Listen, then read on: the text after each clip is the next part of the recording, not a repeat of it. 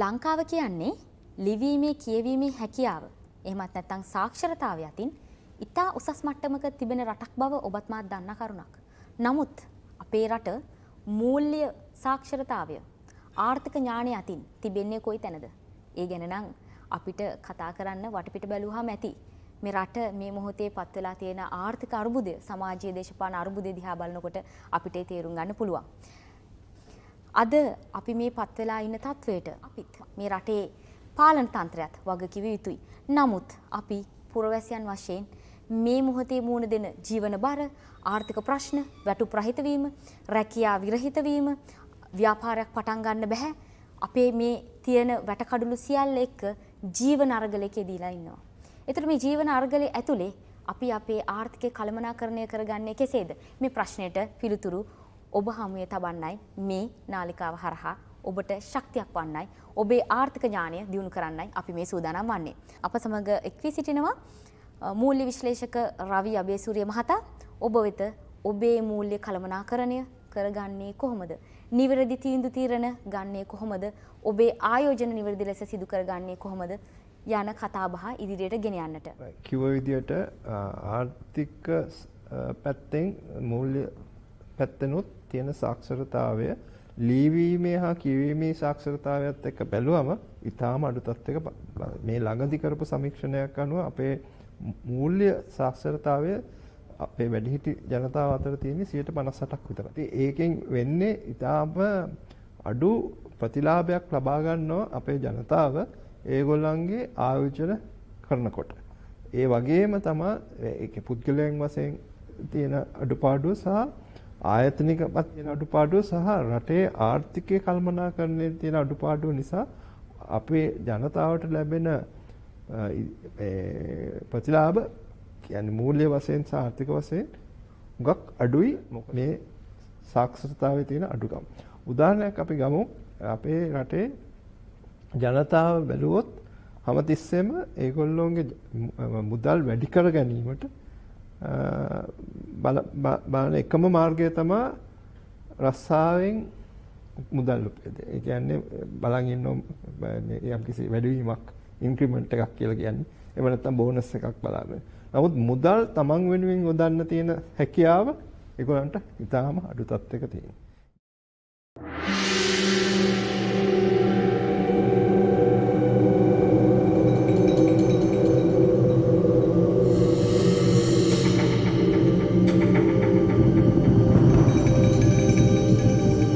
ඉතින් එතකොට ප්‍රශ්නයක් ඇති වුණාම මුදල් මදිකම දැන් තියෙනවා හැමෝටම ජීවත් වීම ලොකු බරක් වෙලා. ඒ බර ගෙනියන්න එකම මාර්ගය එක්කෝ රට අතරලා යන එක.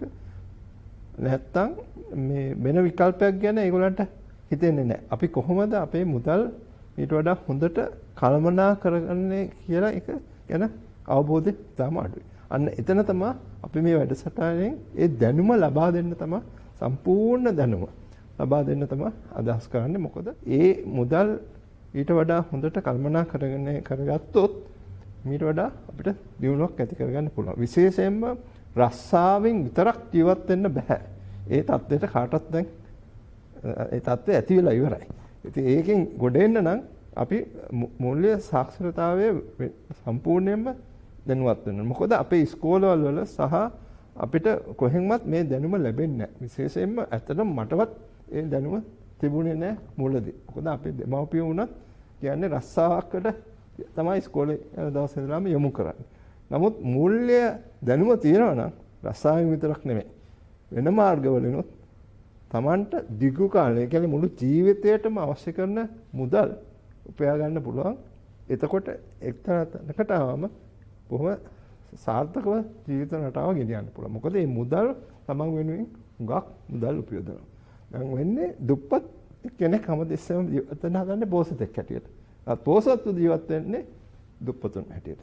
මොකද ඒගොල්ලන්ගේ මුදල් ඒ තරමට ආයෝජනයෙන් ලැබෙන නිසා ඒගොල්ලන්ට පුළුවන් ජීවන රටාව ඊට වඩා හොඳ තත්ත්වයකින් ගෙනියන්න.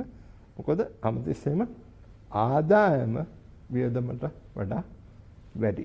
අපේ රටේ තියෙන ප්‍රශ්නේ ලොකුම ප්‍රශ්නේ ඒක තමයි. ඒ කියන්නේ ඉංග්‍රීසියෙන් කියනවා living beyond your means.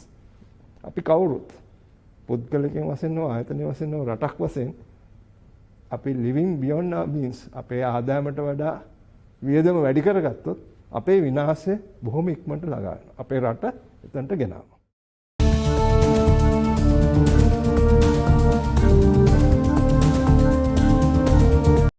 අවුරුදු 74ක තිබිච්ච දේශපාලන ක්‍රමවේදය නිසා තමයි ඒක වුනේ. ඉතින් මේ මූල්‍ය සාක්ෂරතාවයේ දැනුනොත් අපිට හුඟක් අපේ ආයතන අපේ රටේ මීට වඩා ලොකු දියුණුවක් ඇති කරගන්න පුළුවන්. මොකද අපි දේශපාලනයෙන් බලාපොරොත්තු වෙන දේ වුණත් ඒගොල්ලන්ට වගවීමක්.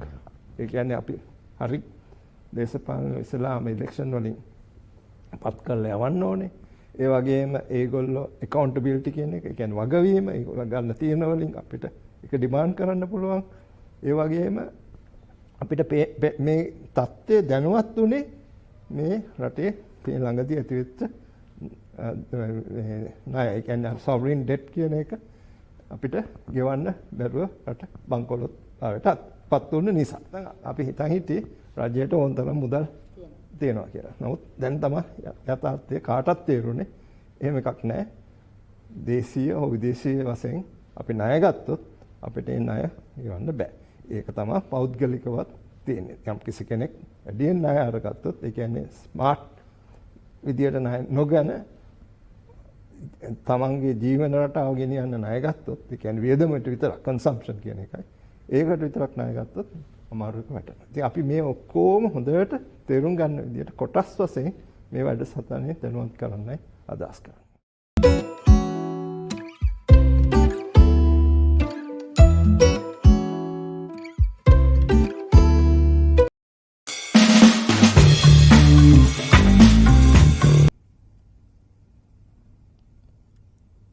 අයිබෝවන්. සීබෑන්ක් ඒකක බාර අරමුදල හා එක්ව ගෙනු ලබන ෆයිනෑන්ෂල් ෆිට්නස් ෆෝ ලයිෆ් වැඩසටහනේ පළමු දිනය අද. අද අප හා එක්වනවා අපේ ප්‍රධාන සම්පත්දායකයා ලෙස මූල්‍ය විශ්ලේෂක රවී අබේසූරිය මහතා. ඔබතුමාව ආදරයෙන් ගෞරවයෙන් පිළිගනු ලබනවා අපේ පළමු වැඩසටහනට. අද දවසේ අපේ සාකච්ඡාව ආරම්භ කරන්නට නියමිත වන්නේ මූල්‍ය සාක්ෂරතාවය යනු කුමක්ද යන ප්‍රශ්නයත් සමගින්. ඉතින් ඔබතුමාගෙන් දැනගන්න කැමති මූල්‍ය සාක්ෂරතාවය යනුවෙන් හඳුන්වන්නේ මොකක්ද? අයිබෝන්, මම ඉතාම සතුටුයි ෆයිනෑන්ෂල් ෆිට්නස් ෆෝ ලයිෆ් මේ වැඩසටහනට මට කරපු ආරාධනය ගැන. අපි බලමු මොකද්ද මේ ෆයිනෑන්ෂල් ලිටරසි, එහෙම නැත්නම් මූල්‍ය සාක්ෂරතාවය කියන්නේ මොකද්ද කියලා. අපි බලාපොරොත්තු වෙන්නේ මූල්‍ය සාක්ෂරතාවෙන් කෙනෙකුගේ මූල්‍ය වැඩි දියුණු කරගන්නා ආර්ථික හා පෞද්ගලික දියුණුව ඇති කරගන්න අවශ්‍ය කරන කරුණු. ඒ කියන්නේ මොනවාද? දැනුම, කුසලතා, ආකල්ප සහ හැසිරීම් තමයි. ඒවා අපි වෙනස් කරගන්න ඕනේ අපි මේ මූල්‍ය සාක්ෂරතා දැනුම ඇති කරගන්න. මොකද අපිට දැනට තියෙන ආකල්ප, දැනට තියෙන හැසිරීම් වෙනස් වෙන්න ඕනේ. නැත්තම් අපිට මූල්‍ය දියුණුව ඇති කරගන්න බැහැ. මොකද ඒ වල තියෙන වැරදි නිසා. එතකොට අපි මේකෙන් බලාපොරොත්තු වෙන්නේ මූල්‍ය සාක්ෂරතාවෙන් මුළු ජීවිත කාලයම පුරාම මූල්‍ය සුරක්ෂිතතාවය, තමන්ගේ මුදල් වල තියෙන ශක්තිමත්කම, සම්පත් වල තියෙන ඵලදායකම හරියට කළමනාකරණය කරගන්නේ. කොහොමද අපි මේක කළමනාකරණය කරගන්නේ? මුළු ජීවිතේටම සාර්ථක මූල්‍ය යහපැවැත්ම ඇති කරගන්න. ඒකයි අපි මේ වැඩසටහනේ දැනුවත් කරන්න බලාපොරොත්තු වෙන්නේ. මූල්‍ය සාක්ෂරතාවය නොමැතිවීම රටක්, පුරවැසියෙක් වශයෙන් මෙන්ම පවුලක්, ආයතනයක් වශයෙන් උත් බලපාන ආකාරය අපි දැන් අත්විඳින්මින් පවතිනවා. ඔබතුමා කිව් විදිහට ණයක් ගන්න එක බොහොම ලේසි පහසු දෙයක් වුණාට නැවත එය ගෙවා දැමීම උගුලක් වෙන්න පුළුවන්. මේ පවතින මූල්‍ය ප්‍රවාහයට එක්වීමට කෙනෙක් තුළ තිබිය යුතු ශාකල්‍යතා නැත්නම් ගුණාංග ප්‍රගුණ කළ යුතු දේ මොනවාද? එල්ලාම මූල්‍ය සාක්ෂරතාවය දැනුම වැඩි කරගන්න ඕනේ. ඒ ගැන අවබෝධයක් ඇති කරගන්න අපේ ආයෝජන සහ අපේ මූල්‍ය කළමනාකරණය කොහොමද කළ යුත්තේ කියලා. එතනදී වැදගත්ම එක තමයි අපි දැනගන්න ඕනේ මේ අවදානම කියන එක. දැන් අපි ආයෝජනය කරනකොට තියෙන පළවෙනිම දේ තමයි හැම දෙයකටම අවදානමක් තියෙනවා. ඒ අවදානම කියන එක හැම දෙයක්ම වෙනස්. ඒ කියන්නේ කිසි කෙනෙක් අපි ඕගලන්ගේම උදාහරණයක් ගත්තොත් ඒකක බාරවල ආයෝජනය කරනකොට තියෙන අවදානම වෙනස් වෙන්න පුළුවන් බැංකුවක සේවිංස් account එකක්. ඉතිරි කිරීමේ ගිණුමක ආයෝජනය කරනවා. ඊළඟට ෆික්ස් ඩිපොසිට්, ස්ථාවර ගිණුමක ආයෝජනය. ඊළඟට ගවර්න්මන්ට් ට්‍රෙෂරි බිල්ස්, ඊළඟට ට්‍රෙෂරි බොන්ඩ්ස් තියෙනවා. ඉතින් ඔය ඊළඟ කොටස් වෙනද පොල් තියෙනවා. ඔය වගේ নানা ප්‍රකාර ආයෝජනවල ආයෝජනය කරනකොට ඒවට තියෙන අවදානම වෙනස්. දැන් ඉස්ලාම අපි දැනුවත් වෙන්න ඕනේ ඔතන තියෙන ඒ ආයෝජන මාර්ගවල තියෙන අවදානම මොකක්ද කියලා. ඊළඟට අපි දැනගන්න ඕනේ ඒවල තියෙන ද්‍රවශීලතාවය. Tamanට මුදල් අවශ්‍යතාවයක් ඇති වුණොත් ඒ මුදල් ලබා ගන්න කොට ඉක්මනට ලබා ගන්න පුළුවන්ද, එවලම ලබා ගන්න පුළුවන්ද කියලා. තව ඊටාම වැදගත් දෙයක් තමයි අපිට මේ දවස්වල පත්තරවල ලැබෙන ප්‍රවෘත්ති වලින් පේනවා අපේ ජනතාව අර ප්‍රතිලාභ වලට හඹා යන නිසා කූට ව්‍යාපාරිකයෝ ඒ වගේම කූට පුද්ගලයන් ජනතාවගෙන් මුදල් ලබා ගන්නෝ අර ප්‍රතිලාභය විතරක් කතා කරලා. දැන් මම ඉස්සෙල්ලා කිව්වා වගේ අවදානම දැනුවත් වෙන්නේ නැතුව ඒවට ප්‍රශ්න නොකර ඒගොල්ලන් දෙන අර ප්‍රතිලාභ ගැන ගැරන්ටිඩ් කියලා පාවිච්චි කරන වචන. ඒ වගේ වචන වලට අහු වෙලා ප්‍රතිලාභයේ 30ක් දෙනවා, 40ක් දෙනවා. ඔය වගේ කතාවට රැවටිලා ඉතාම අමාරු තත්යකපත් වෙනවා. ඒ උදාහරණයක් වශයෙන් අපි ගත්තොත් තියෙනවා අර පිරමිඩ් ස්කීම්ස්, පොන්සි ස්කීම්ස් ඔන්න ඔය වගේ අවස්ථාවල් වලට නැඹුරු වෙන්න ඉඩ තියෙනවා. මොකද අපි හැමෝම බලන්නේ අපේ මුදල් ටික සාර්ථකව ආයෝජනය කරන්න. නමුත් අර දැනුම නැති වුණොත් ඇති වෙන ප්‍රශ්න තමයි ඒ නරක සම්පූර්ණ මුදලම නැති වෙන විදියට ආයෝජනය කරනවා. තව එකක් තමයි අපි දැනගත යුත්තේ මම ඉස්සෙල්ලත් කිව්වා හැම දෙයක්ම ආයෝජනයකම අවදානමක් තියෙනවා. ඒ අවදානම නැති කරගන්න බෑ. සම්පූර්ණයෙන්ම අයින් කරන්න බෑ. ඉතින් ඒ තැන්වල වෙනස් වෙන්න පුළුවන්. දැන් අපි උදාහරණයක් වශයෙන් ඉතින් කියන්නේ මේ බැංකුවක දැම්මොත් අපේ මුල් මුදල, ඒ කියන්නේ ප්‍රින්සිපල් එක වෙනස් වෙන්නේ නැහැ. ඒක තියෙනවා. නමුත් ඒකට අති විශාල ලෙස බලපානවා උද්දමනය. එතකොට උද්දමනය නිසා රුපියල් 100ක් දැම්මොත් අවුරුද්දකට පස්සේ උද්දමනය 60යි කියලා බැලුවොත් ගන්න පුළුවන් බඩු කොටස ඉතාම සුළු දෙයක්. මොකද 60%ක්ම වෙලා ගිහින් නැති වෙලා. හරියටම ඒකම තමයි තේරුම් ගත යුත්තේ. දැන් හැමෝම හිතන්නේ රුපියල් 100ක් දැම්මොත් අවුරුද්දකට පස්සේ රුපියල් 100ක් තියෙනවා කියලා. නමුත් ගන්න බෑ. ඒ රුපියල් 100ක බඩු අවුරුද්දකට පස්සේ ගන්න බෑ. ඒ මොකද අර උද්දමනය නිසා. ඊළඟට තියෙනවා කොටස් වෙළඳපොළ වගේ ආයෝජන. ඒවල අර මුල් මුදල උච්චාවචනය වෙනවා. ඒ කියන්නේ අඩු වැඩි වෙනවා. ඒකට බය වෙලා හරියන්නේ නැහැ. මොකද හොඳ ආයෝජනයක් කරොත් අර උද්දමනයෙන් වෙන නැතිවීම අඩු කරගන්න පුළුවන්. නමුත් එකපාරට කොටස් වෙළඳපොළ නිසා කොහෙවත් 160ක ප්‍රතිලාභ ලැබෙන්නේ නැහැ. අපිට පුළුවන් වෙන්නේ ඒ ආයෝජන වල තියෙන ප්‍රතිලාභය බලලා පොඩ්ඩක් හරි අර තියෙන නැතිවීම උද්දමනය නිසා එන මුදලේ අගේ නැතිවීම අඩු කරගන්න. ඉතින් පුළුවන් අපිට 126ක් විතර ලබා ගන්න ෆික්ස් ඩිපොසිට් එකක. සේවිංස් account එක හැමෝත් ලැබෙන්නේ 3යි නැත්නම් 4යි. ඒතකොට කවදාහක්වත් අර උද්දමනය නැති කරගන්න බෑ. උද්දමනයෙන් වෙන විනාශය නැති කරගන්න බෑ තමන්ගේ මුදලට. අන්න ඒ දැනුම තමයි අපි තවත් ඉදිරියට කතා කරන්න යන්නේ. දැන් මම හිතන්නේ කාටත් තේරෙනවා ඇති අපි කොහොමද මේ මාර්ගයට ගිහිල්ලා අර අවශ්‍ය කරන දැනුම ටික ටික මේ වීඩියෝ මාතාව මගින් දැනුවත් කරන්න බලාපොරොත්තු